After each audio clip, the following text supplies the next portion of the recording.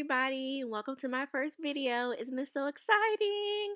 So of course, we're going to be making overnight cinnamon rolls here, and this is some of the ingredients you will need for today. All right. Now, don't be trying to hurt yourself writing down all these ingredients and directions throughout this video.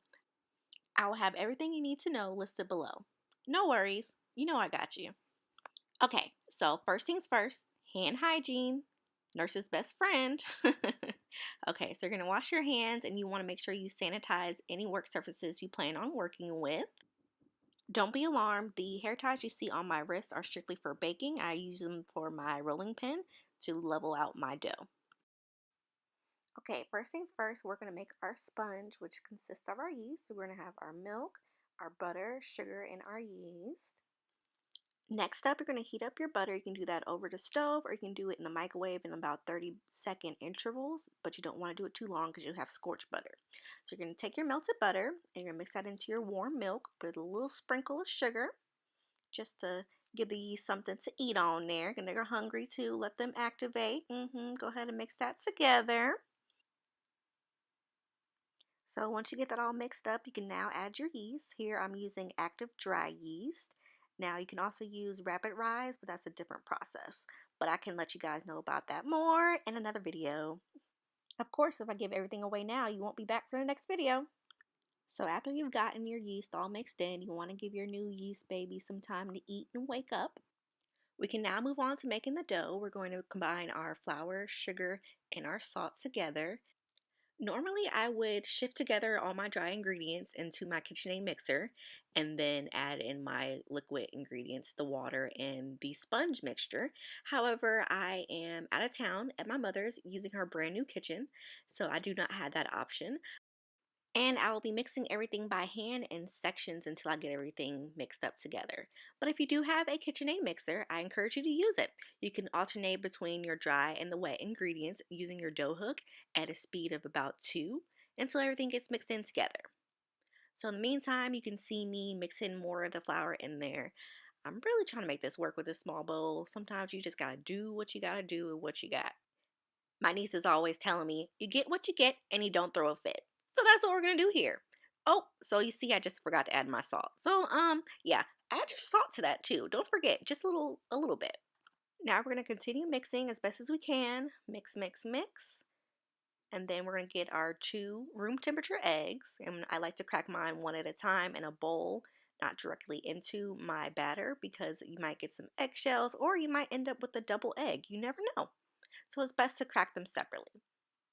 Now that all that is being mixed in together, we can prepare to continue adding all the rest of our flour. And as you can see, we already got a little bit of a dough forming, but I'm also running out of room in this little bowl. But that's okay, we're going to fix that in just a second. Now, another option to mixing this all together would be to use a handheld mixer. There are handheld mixers that do come with the dough hook, so that's also another perfect alternative, especially if you don't have the counter space.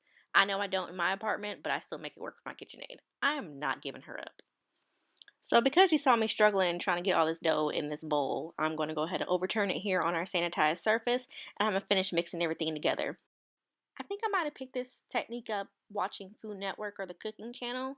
I'm not really sure. It could have been a blog I read also. But it's the same idea as mixing in a bowl, but you're just going to mix it by hand. And here you kind of have more control over how much you're mixing at once and how fast and how tough your dough is going to be. So after we get that mixed in, I'm going to start kneading it. And that's when you're just folding it inside of itself and turning it, folding it inside of itself and turning it. We're going to do that for about 5 minutes. I had intended on skipping this part, but I figured it'd be a good way for you guys to see how the dough changes as you knead it. So it's a really good way to take out your frustrations. It worked wonders for me during nursing school. It relieved a lot of stress. So you're just going to keep kneading it, keep kneading it. Then after a while, you're going to check it and make sure that it's where you want it to be.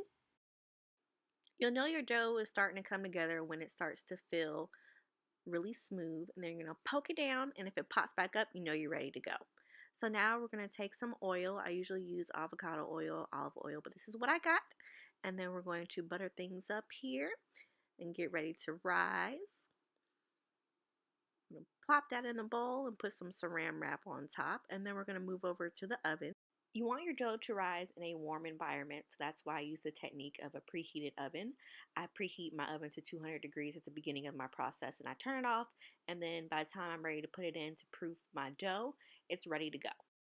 Y'all, I was really struggling with this saran wrap. I could not figure out where the cutter was at all. But now I'm just going to cover it with a kitchen towel. Thank you, Michelle Boo. And then we're going to let it sit. And as you can see, I let my dough sit for about an hour, hour and a half until it doubled in size. As you can see, look at that beautiful dough. Now you get to punch it down. One of my favorite parts, punch, punch, punch.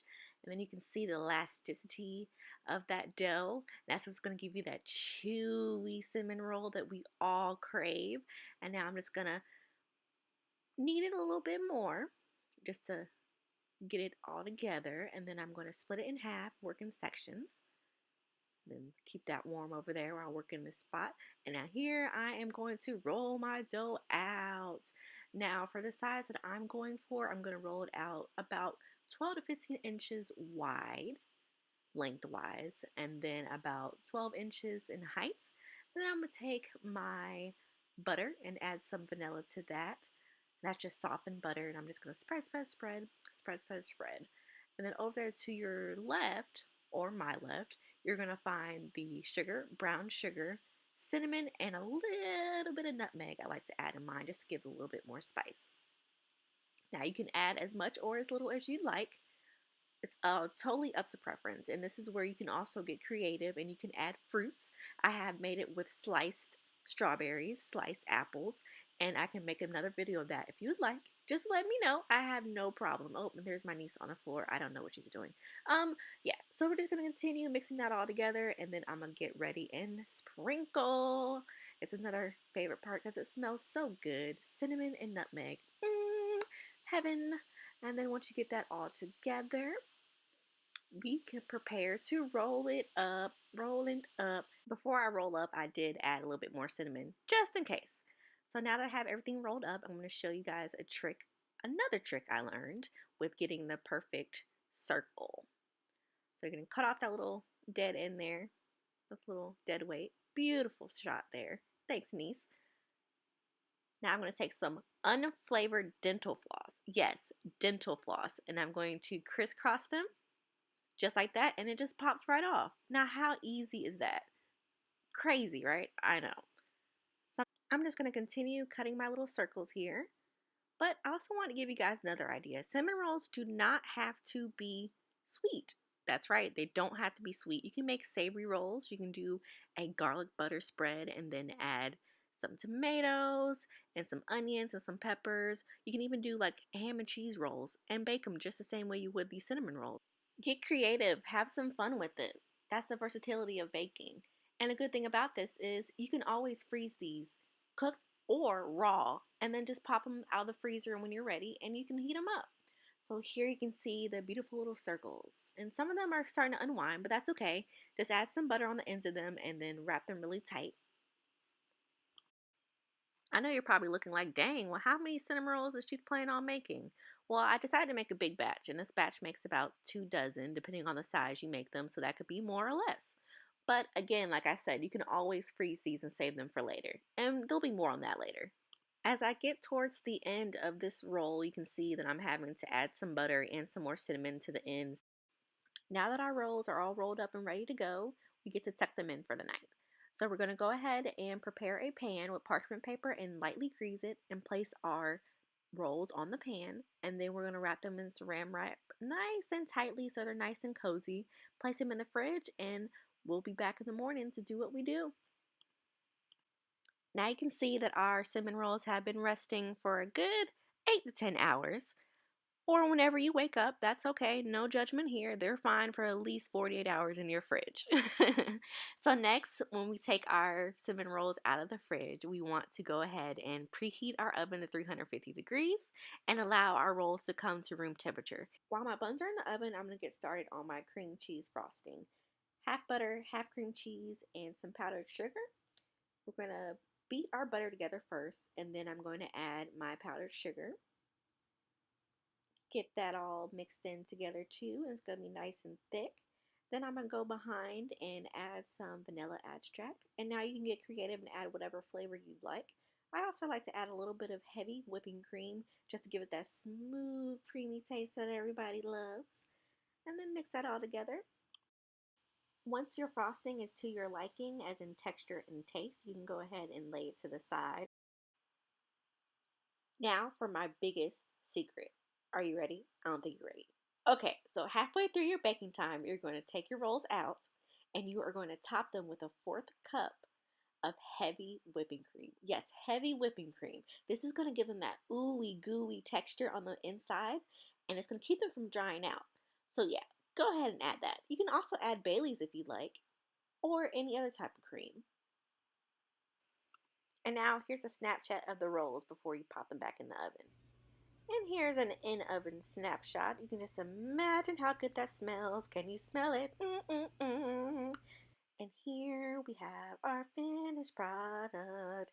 Yes, I am not a singer. I know I should stick to nursing, and I will, but I'll also sing. So here are your cinnamon rolls. Nice and gooey. You see that sweetness and the caramelized sugar. Ooh, look at that. I wish you guys could smell it. Now, we can add that ooey gooey, nice and smooth frosting to go on top. And that is all, guys. Thanks for watching my first video ever. Stay tuned because I will be making more and I'll always take requests from you guys. So let me know what you want to see, what you want to hear from me. I'm open to any and all suggestions. So again, thank you guys so much for watching.